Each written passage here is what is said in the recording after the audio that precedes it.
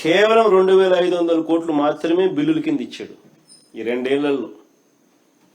రెండేళ్లలో కేవలం 2,500 కోట్లు మాత్రమే బిల్లుల కింద ఇచ్చారు. ఇంకా ఆశ్చర్యం ఏమిటో తెలుసా, 960 కోట్లు డైవర్ట్ కూడా చేసినారు.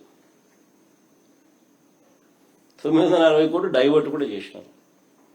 అంటే ఈయన 7 కాలంలో ఈయన ఖర్చు చేసింది ఇప్పుడు 2,500 కోట్లు, అప్పుడు 5,335 కోట్లు, అంటే దాదాపుగా 8,000 కోట్లు. మరి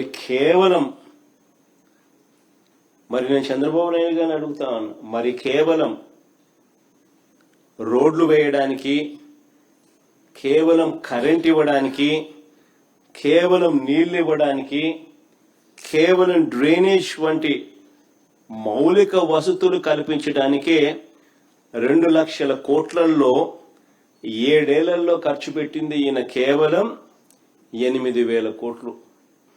మరి 7 ఏళ్లలో 8,000 కోట్లు పెడితే ఇక 2 లక్షల కోట్లు పెట్టడానికి ఎన్ని సంవత్సరాలు పడుతుంది, ఎన్ని దశాబ్దాలు పడుతుంది?